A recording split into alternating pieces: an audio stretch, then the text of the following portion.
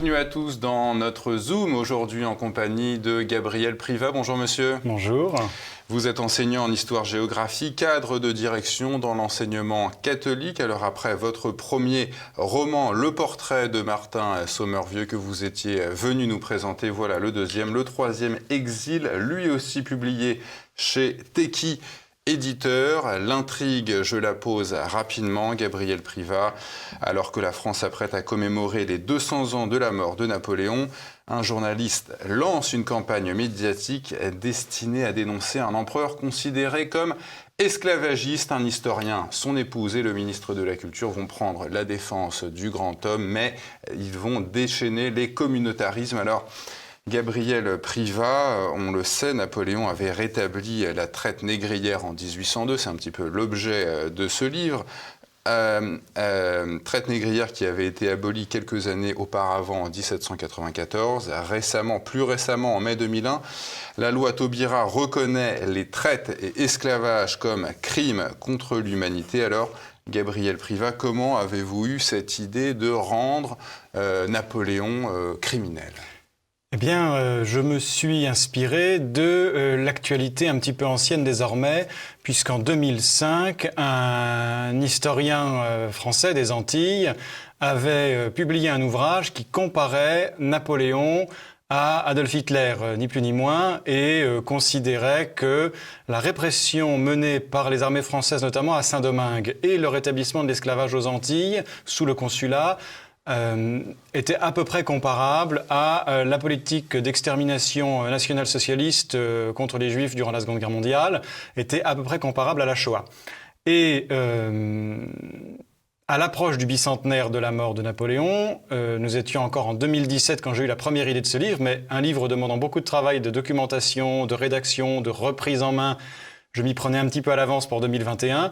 Je cherchais un moyen pour aborder de façon plus inattendue que d'habitude la question de l'empereur. Et il m'est revenu à l'idée cette polémique qui avait éclaté en 2005 et à laquelle avaient répondu d'ailleurs à l'époque les historiens Thierry Lenz et Pierre Branda de la Fondation Napoléon qui avaient publié un ouvrage très intéressant d'ailleurs aux éditions Fayard sur Napoléon, l'esclavage et les colonies. Je me croyais très original. L'actualité m'a rattrapé largement puisque entre 2017 et 2021 sont apparus les mouvements Black Lives Matter, la culture woke, la cancel culture bien sûr qui s'est considérablement développée. Tous ces nouveaux mouvements qui nous viennent d'outre-Atlantique ont finalement fait de ce bicentenaire un moment de polémique, ce qu'il n'aurait pas dû être, et même s'il n'a pas été question d'exhumer les cendres de l'empereur, comme je l'évoque dans ce roman, il y a eu un rappel assez fréquent du rétablissement de l'esclavage, de la répression aux Antilles, etc. Finalement, d'un certain côté, ce roman qui se croyait original et qui se fondait sur une actualité vieille de 15 ans a été rattrapé par notre présent, par aujourd'hui. On avait entendu le président Macron dire à un média anglo-saxon, je crois, qu'il fallait que l'on déconstruise notre histoire. C'est quoi, au final, le but de ces idéologies que vous évoquiez à l'instant, le woke, tout ça ? Oui, il y a effectivement une volonté très particulariste, très individualiste, c'est-à-dire que chaque culture particulière, chaque culture communautaire s'affirme, souvent dans une position victimaire, pas toujours, mais quand même très souvent dans une position victimaire, et de manière exclusive par rapport à la culture commune, qui n'est plus vue comme une culture commune, mais comme la culture dominante, qui écrase, qui empêche les autres de s'exprimer. Ça a peut-être été vrai dans certains cas de figure très particuliers, dans les débuts de la Troisième République, lorsque l'histoire locale était un peu brimée, lorsque les parlers locaux, les langues régionales étaient exclues de l'école. Et encore là aussi, il y aurait beaucoup de nuances à apporter, mais ce n'est pas du tout vrai aujourd'hui. L'histoire particulière n'est absolument pas exclusive de l'histoire commune. Et voir l'histoire commune comme une histoire de la majorité qui opprimerait les autres, c'est un non-sens. Normalement, dans notre histoire de France et dans l'histoire des nations européennes, depuis fort longtemps, les histoires particulières des communautés, des régions, des différents cultes cohabitent sous ce couronnement de l'histoire commune, qui n'est pas l'histoire de la majorité, qui est l'histoire de tous. C'est un peu le mot de Louis XIV lorsqu'il disait « Je suis le souverain d'une multitude de républiques ». Et ça devrait être notre façon de vivre aujourd'hui, tout à fait à rebours de la culture qui est en train de se répandre, qui nous vient d'outre-Atlantique, qui est par certains aspects une culture très raciste, en tout cas très racialiste. Il n'y a aucune incompatibilité entre la mémoire de l'esclavage aux Antilles et la mémoire de Napoléon. Ça ne doit pas s'exclure mutuellement. Cette idéologie de la déconstruction, si elle était poussée à son paroxysme, qu'arriverait-il à une nation comme la France ? On pourrait dire que d'une certaine manière, il n'y aurait plus de nation française. Ce que nous vivons avec la culture, nous le vivons avec le corps social d'une manière générale. C'est ce que redoutait Tocqueville déjà dans les années 1850, à la fin de la démocratie en Amérique. C'est ce qu'a regretté plus tard Fukuyama en 1995 dans sa conclusion à la fin de l'histoire.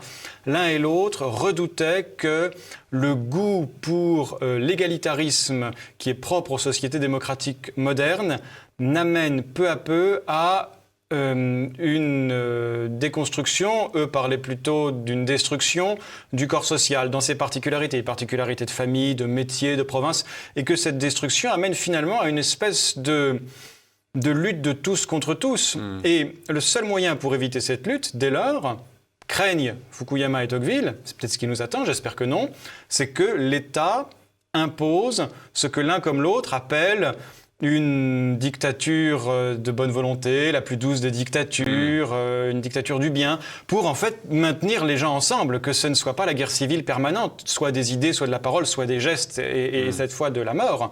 Mais voilà, c'est le risque, c'est que la déconstruction totale, l'absence de culture commune, mais aussi la destruction même de ce qui fait les corps de la nation, n'amène par contre-coup, je pense que personne ne veut ça, mais c'est sans doute vers cela que cela pourrait nous amener, à une sorte oui, on peut dire ça, de dictature bienveillante, pour nous empêcher de nous entretuer. Par une sorte de gouvernement mondial si les nations disparaissent? Pas forcément, peut-être, pourquoi pas. Certains en parlent. Certains en parlent depuis longtemps, depuis la création de l'ONU déjà, et on en parlait déjà avant entre les deux guerres avec la Société des Nations. C'est même un vieux rêve de certains doctrinaires au XIXe siècle. Peut-être. Ça n'est pas du tout écrit. Les États tels qu'ils sont aujourd'hui peuvent rester, avec quand même cette façon, je dirais, d'imposer un modus vivendi à tous les peuples qui ne sont plus capables de s'entendre entre eux. Si la République était cohérente avec elle-même, Gabrielle Privat, qu'attend-elle pour remettre en question, remettre en cause les personnalités de son histoire liées à l'esclavage, à la colonisation, à la collaboration ? Il y a dans l'écriture de l'histoire des injustices. C'est-à-dire qu'il y a des choix qui sont étonnants et sur lesquels, après, les hommes ne reviennent plus par la force de l'habitude, par méconnaissance, par lâcheté. Heureusement, à la Libération, par exemple, un certain nombre de hauts fonctionnaires ont été préservés de l'épuration. D'abord parce qu'ils n'avaient pas collaboré avec les Allemands d'une part, mais d'autre part parce qu'il fallait bien que le pays continue d'être gouverné pour éviter justement la guerre civile. Et on a retrouvé plus tard, sous la 4e et la 5e République, beaucoup de personnalités qui avaient servi la 3e République, puis qui avaient servi le régime de Vichy, puis qui après ont servi les gouvernements de la 4e et de la 5e. Et puis, d'une manière plus étonnante, certains hauts fonctionnaires qui n'étaient pas plus collaborateurs ont été victimes de l'épuration.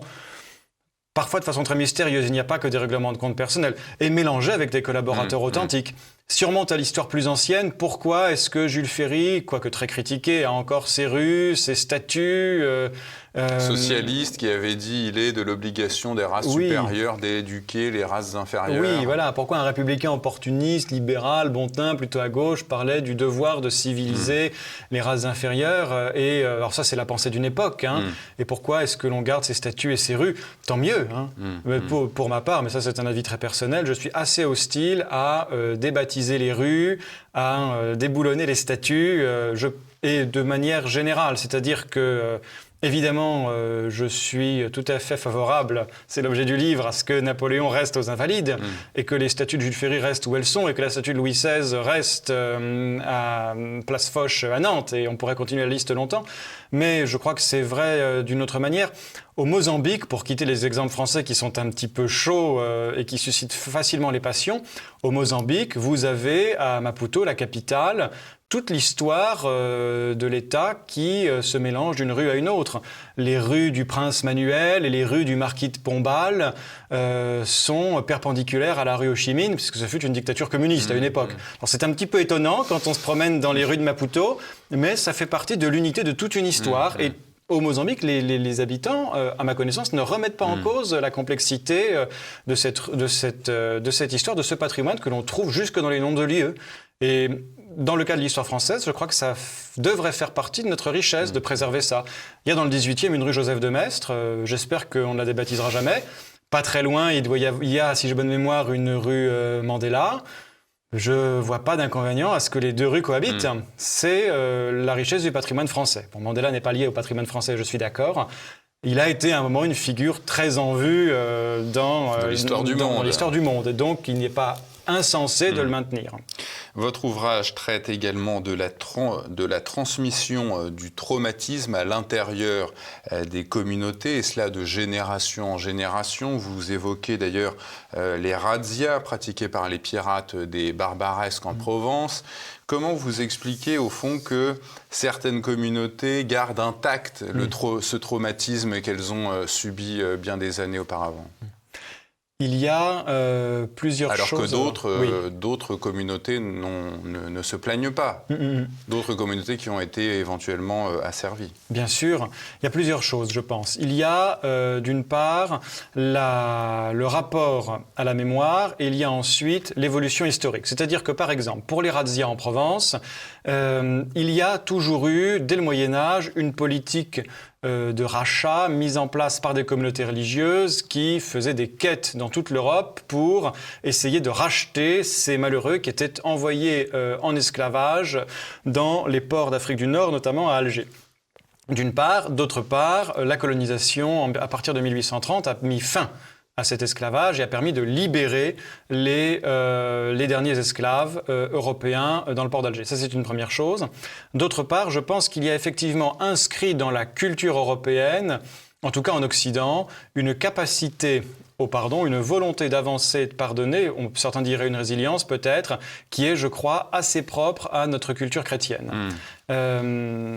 C'est sans doute moins vrai dans d'autres cultures où la pesanteur de la tradition familiale et aussi l'absence dans l'histoire de cette possibilité de rachat ou de conquête qui a permis d'une certaine manière d'aller de l'avant bloque les choses. Pour autant, il est vrai qu'aux Antilles, les populations sont tout à fait chrétiennes et imprégnées d'un christianisme très sincère, très vigoureux. Il y a sans doute ici un conflit culturel entre deux tendances. Une tendance qui est prête au pardon et à aller de l'avant, et une tendance qui refuse absolument le pardon. Le pardon n'est pas l'oubli, mais... justement, j'en parlais lors d'un Zoom en juin avec un invité qui s'appelle Nikita Krivoshein, un Russe blanc, qui me disait « Le devoir de mémoire, au fond, c'est la négation du pardon chrétien ». Ça vous évoque quoi, ça ? Alors, je nuancerai peut-être un petit peu son propos. Je crois que je vois ce qu'il veut dire. Effectivement, quand le devoir de mémoire se traduit par le slogan « Ni pardon, ni oubli », c'est une négation de la charité chrétienne et c'est même une négation du bon sens, de la capacité à vivre ensemble ensuite et à construire une société commune. Si dans l'histoire de France, nous avions appliqué depuis 15 siècles l'axiome « ni pardon ni oubli », nous n'aurions pas bâti la nation française. Il n'y aurait pas aujourd'hui d'État français et les peuples qui constituent la France ne vivraient pas ensemble. Pour autant, on peut se souvenir, je considère même que sur certaines choses on doit se souvenir, c'est le sens de nos monuments aux morts, c'est le sens de certains lieux de mémoire qui ont été érigés après une période d'oubli, comme par exemple en Vendée. C'est le sens de la politique un petit peu étonnante que le président de la Russie actuelle conduit, où il met en avant aussi bien le passé communiste que le passé tsariste. il est important pour une nation, pour sa construction, pour sa mémoire de se souvenir, et même aussi de se souvenir parfois des injures qui lui ont été faites. Mais ça doit aller avec le pardon. Ça, c'est indispensable. Sinon, on n'avance pas. Sinon, nous ferions encore la guerre aux Anglais. Cette concurrence victimaire que se mènent les différentes communautés en France, d'où vient-elle ? Je pense que dans l'histoire récente, il s'est mis en place une concurrence victimaire dont le livre que j'écris rend d'ailleurs assez peu compte. Il met en avant des postures victimaires, mais il ne met pas en avant cette espèce de concurrence d'une communauté par rapport à une autre pour être celle qui aurait le plus souffert.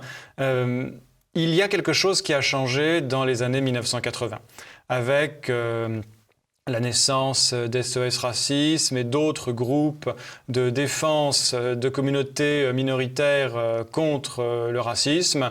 Toutes ces créations d'officines, d'ailleurs, téléguidées depuis l'Élysée, oui, notamment par M. Attali. Oui, voilà, tous ces groupes qui sont nés d'une espèce de rencontre fortuite entre le pouvoir politique et la société civile et qui, peut-être de l'origine, peut-être dans les années suivantes, ça je ne suis pas assez connaisseur de ces événements, ont très rapidement dérivé vers un côté à la fois victimaire et revendicatif qui n'a plus rien à voir avec la lutte contre le racisme ou contre les discriminations. Là, il ne s'agit plus du tout du même combat. Il s'agit de faire rendre gorge visiblement à un ennemi plus ou moins imaginaire, mais avec des conséquences très pratiques dans la société et dans la vie courante. Mais on n'est plus du tout dans la lutte pour les droits ou dans la lutte contre les souffrances de tel ou tel groupe. Mais cet acharnement, vous l'expliquez comment ? Chez certains, qui s'érigent en porte-parole de tout leur groupe, sans se préoccuper de savoir s'ils sont représentatifs ou non, il y a visiblement une volonté de revanche. Une volonté de revanche, une volonté un petit peu hargneuse, qui là, n'a plus rien à voir avec la charité chrétienne, qui se mélange avec un militantisme politique hérité du marxisme, dans sa variante trotskiste, telle qu'on l'a connue en France à partir des années 70-80. Et c'est un mélange un peu détonnant parce que le militantisme marxiste ou gauchiste n'a pas à l'origine grand-chose à voir avec le combat antiraciste qui lui-même dérive là dans une espèce de démarche hargneuse qui n'a plus rien à voir avec une volonté d'origine de défense des droits ou contre les discriminations. Alors, je le disais en introduction, donc la mémoire de Napoléon est victime d'une campagne calomnieuse. Qu'est-ce qui pousse votre historien, le héros de votre ouvrage, à prendre la défense de Napoléon ? Le héros, l'un des principaux héros de l'histoire, puisqu'ils sont quand même plusieurs à se partager la tête d'affiche, l'un des principaux héros, Maurice Wilnaski, est historien, ancien professeur de la Sorbonne, professeur à l'école doctorale de Sciences Po. Et en fait, Maurice Wilnaski, c'est un petit peu un personnage idéal. Il est descendant de juifs russes. Ses grands-parents se sont installés en France après la Révolution de 1917. Ils ont souffert de la Seconde Guerre mondiale.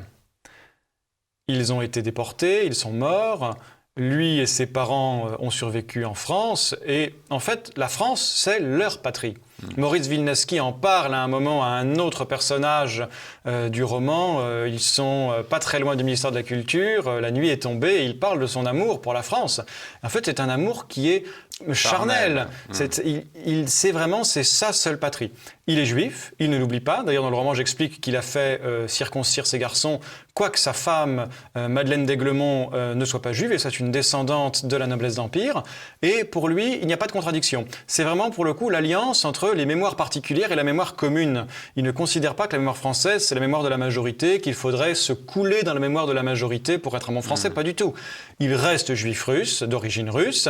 Cette mémoire est présente en lui, mais il adhère totalement à l'histoire collective du pays. Et ça ne fait pour lui, mais pas l'objet d'une discussion. Et il est prêt à donner sa vie, il va payer de sa personne, de sa fortune, il va donner tout ce qu'il a pour essayer de défendre la mémoire impériale. Et en fait, au travers de la mémoire impériale, c'est la France qu'il essaie de défendre.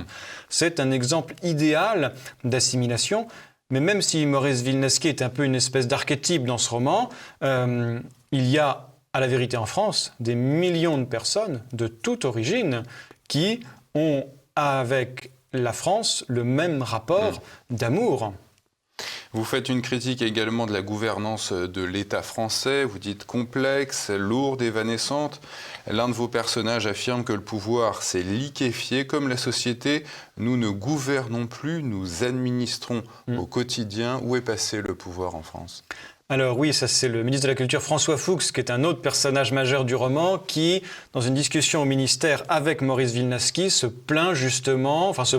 essaye en fait de raisonner Maurice en lui disant « mais l'État ne peut pas tout, nous ne gouvernons plus, le pouvoir s'est liquéfié, ça ne sert à rien finalement de chercher l'État comme un deus ex machina ». En fait, l'État, dans une société démocratique, est le produit de cette société. Dans une société où les provinces, où les corps de métier, où les familles se sont atomisées, le thème de la société liquide est devenu maintenant un thème assez fréquent de la sociologie et des sciences politiques. Ce thème de la société liquide, on le retrouve en miroir dans le fonctionnement de nos États. C'est pour ça qu'il dit que l'État administre. Il se rattrape en disant « nous administrons plutôt bien ». Oui, sans doute, mais effectivement, il n'y a plus de capacité d'imaginer, de prévoir, de prendre des décisions. Et il se trouve face à un problème, dit-il, c'est qu'il n'y a pas de dialogue possible entre l'État et la société liquide, parce qu'il n'y a plus d'interlocuteurs, il n'y a plus des corps constitués avec lesquels on peut avoir un dialogue construit et avec lesquels on peut avancer. Il n'y a plus que le cri de la foule et les sondages qui permettent de distinguer où est la majorité, où est la minorité. Et l'État navigue à vue dans cette espèce de mer qu'était jadis une société constituée. Ce que décrit François Fuchs, et ça je ne l'ai pas inventé, on le découvre dans pas mal d'articles de revues spécialisées en sciences politiques, en fait c'est ce que vivent largement nos sociétés européennes, et c'est ce que redoutait un peu Fukuyama il y a maintenant un peu plus de 25 ans dans la fin de l'histoire. C'était, dans son irénisme démocratique, c'était sa touche de pessimisme à la fin du livre. Ça sera ma dernière question, Gabriel Privat, justement, face à cette liquéfaction de la société, dont l'un de vos personnages dit, voilà, on est tous consentants. Il ajoute qu'il manque une révolution du cœur de chaque homme. Qu'est-ce qu'il faut à la France pour qu'elle sème de nouveau ? Est-ce qu'il faut juste sortir du communautarisme ?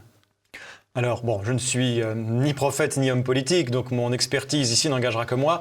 Il y a clairement ici une nécessité de sortir du communautarisme, c'est-à-dire de comprendre que l'attachement à sa communauté particulière, qui est bon car il constitue également notre personne, nous avons besoin de nos communautés, de nos petites patries, comme nous disions jadis, ne doit pas se faire à l'exclusion de la patrie commune, de la grande patrie. Et il est tout à fait normal d'être catholique pratiquant, d'être juif, d'être musulman, de se sentir auvergnat ou des Antilles, et encore dans les Antilles de la Martinique ou de la Guadeloupe ou d'autres, sans que ce soit exclusif de l'appartenance à la nation. Et pour ça, je crois qu'il y a la nécessité d'une révolution des cœurs. C'est-à-dire que ce sont les personnes qui doivent prendre leurs responsabilités et se rendre compte de ce caractère en fait impératif pour que nous puissions vivre en paix dans une société harmonieuse, ce caractère impératif de vivre dans une nation commune, sans oublier nos petites patries. Les institutions peuvent y aider, peuvent orienter, les familles, les attachements locaux, les syndicats, les corporations peuvent y aider, doivent y aider, mais ça ne pourra pas se faire sans qu'il y ait un changement des cœurs. Si vous voulez, une conjonction entre les institutions et la volonté des personnes. Se rappeler ce qu'est l'honneur d'être français, comme disait le président Mitterrand. Oui, c'est exactement ça. Et c'est un peu ce que vit dans son cœur l'un des personnages secondaires du roman et qui est pourtant fondamental pour la conclusion de l'intrigue. Un personnage qu'on retrouve en filigrane de loin en loin dans le roman, qui habite à Châteauroux et qui est originaire de la Martinique, lui aussi comme un autre personnage, lui par contre principal. Il fait ce chemin. Il va d'un désintérêt à une appartenance communautaire très forte, jusqu'à enfin adhérer pleinement à la France, sans oublier qui il est. Et ça, c'est le chemin que je souhaite à chacun. Le troisième exil, c'est donc le titre de votre ouvrage, Gabriel Privat, que nos téléspectateurs pourront retrouver sur la boutique officielle de TV Liberté. Merci Gabriel Privat. Merci monsieur. J'attends le troisième. Bien, merci.